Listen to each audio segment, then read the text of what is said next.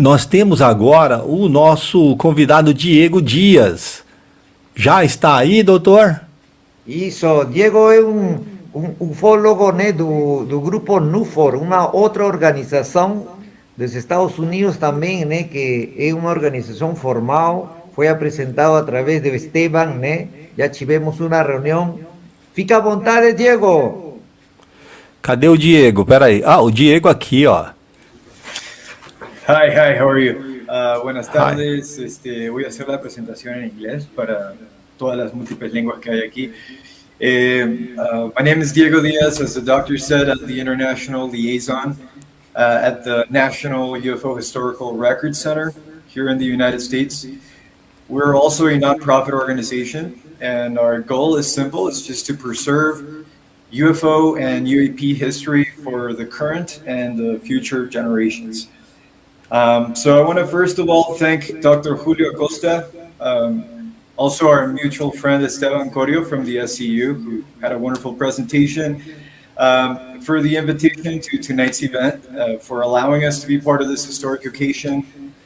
Now, as Esteban was presenting earlier, the SCU, a wonderful organization composed of many experts on the field, whose academic and scientific approach brings a level of seriousness much needed to the field of UAP studies that over the years has unfortunately suffered at the hands of grifters, hoaxers, right, who have damaged the reputation of all who really want to take a sober approach and objective approach to the subject. And so we at the UFO Record Center, we're proud to be in partnership with the SCU. We are providing archival and historical resources, thus aiding to their mission of promoting and encouraging the rigorous scientific examination of UAP.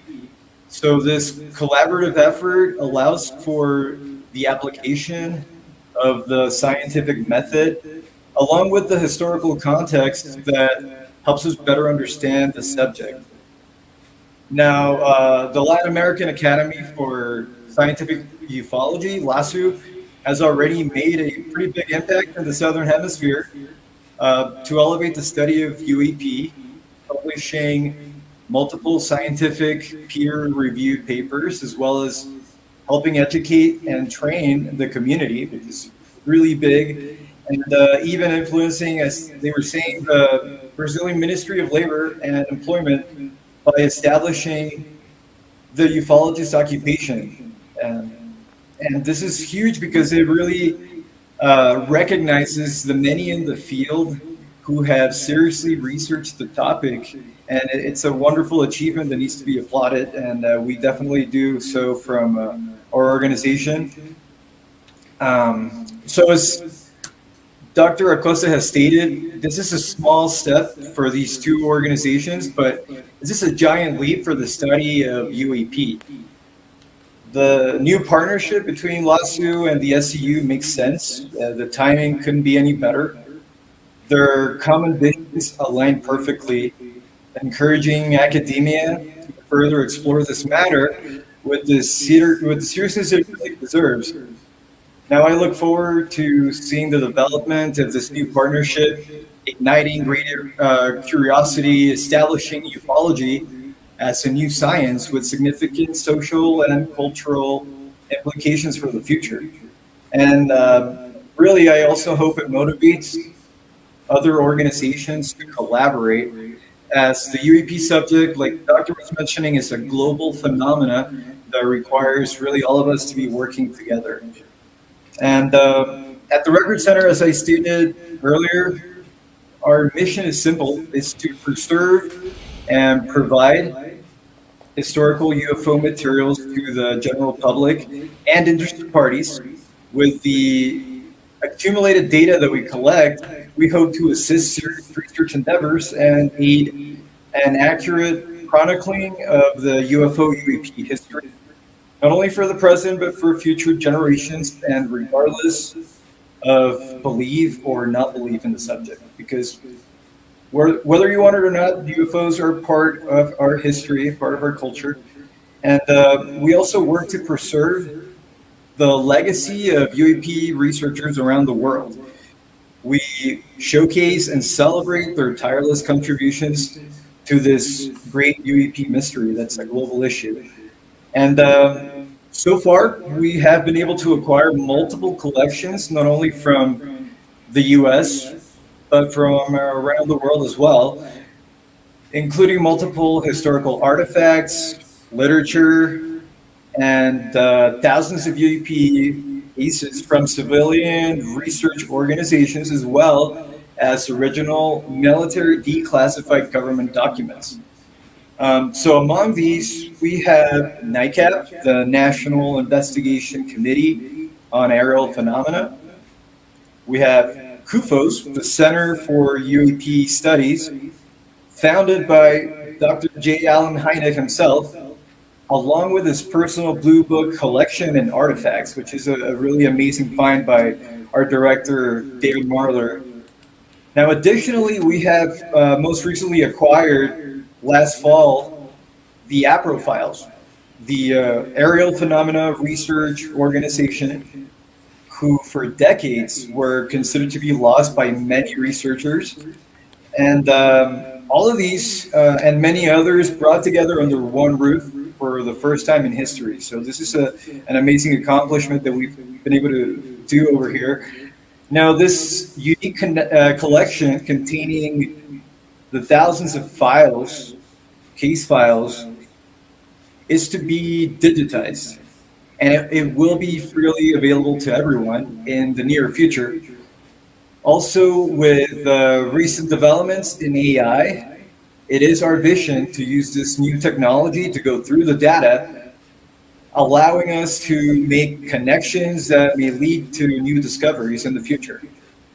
So most recently, we have announced a new partnership with the local public schools. So I heard Esteban talking about the children, and this is a big part of the mission for our organization. We believe in the public education of children as well. And with the unanimous support of the school board, and as well as the mayor, who has already visited the archive many times, we've acquired 2 buildings that will serve as a visitor-facing front. This providing space for volunteers to assist with the digitizing process, as well as for researchers to schedule time at the archive, private time where they're going to be uninterrupted and they're going to be able to select and schedule their own space. In addition, of course, allowing students to view all of our historical material and artifacts, as well as learn about the digitizing process, archival work, and many other skills that come along with this. And part of this contract includes lectures to the school staff and students, field trips to the archive, and an incorporation into the school curriculum, using this great resource to get kids involved in science, to develop their critical thinking skills through these UAP case studies. So we really are looking forward to this. We expect to be opening our doors to the public later this fall. So we're very excited about that. We should be moving in some things later on this month. So Dave is very busy. He wishes he could be here, but he's really busy getting everything coordinated right now. Another big news that we have here at the archive, we will be participating in an upcoming documentary by the CBC, the Canadian Broadcasting Corporation, as the focal point of their film, which will be showcasing the shift in perception by the mainstream. They're interviewing multiple PhD scientists around the world, helping elevate the subject to a new academic level that has been unprecedented. It's expected to be out in over 80 countries and in multiple different languages by mid-2025.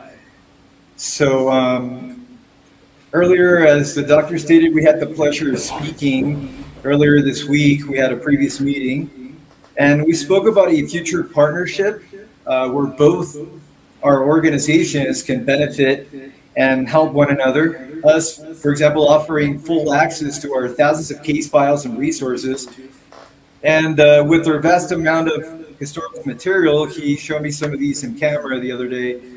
We would be able to display the importance of the work being done in South America, and also expose the North American and English-speaking world to the rich international history of the UAP issue.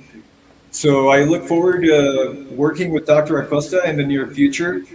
And most importantly, I urge any of you and all of you who would like to collaborate with the Record Center to reach out to me. Dr. Acosta has my contact information.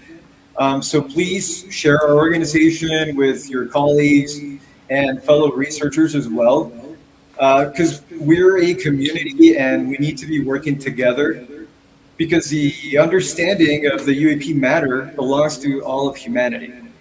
So with that, I don't want to take much of your time. I once again thank you for your time and allowing us to be part of this historic event, Doctor. Thank you so much. Ok. Deixa eu voltar aqui. Muchas gracias, Diego. Muchas gracias, Diego. Diego nos contó en detalle, ¿no?, los objetivos de la organización NUFOR, que es una organización con objetivo de guardar los archivos de casuística, de organizaciones, de investigaciones, ¿no? Y a pesar de que inicialmente fue pensado como algo nacional de los Estados Unidos, ahora ellos están con la idea de también de contactarse con casuística auténtica de otros continentes. En ese sentido, América Latina es rica en casuística de contactos de cuarto tipo y de quinto tipo, fenómeno de inclusión y fenómeno contactismo de casos auténticos, porque casos falsos existen y son mayoría. Y ya hemos tenido una reunión, ¿no? Nos ha contado también que ellos tienen un ofrecimiento de hacer un documental de una empresa canadiense para hacer un documental sobre todo su trabajo, ¿no? Tienen bastantes proyectos y es una esperanza trabajar con ellos en conjunto también, ¿no? Para desarrollar, ¿no?, un trabajo entre los dos. Gracias, Diego. Muchas gracias, doctor.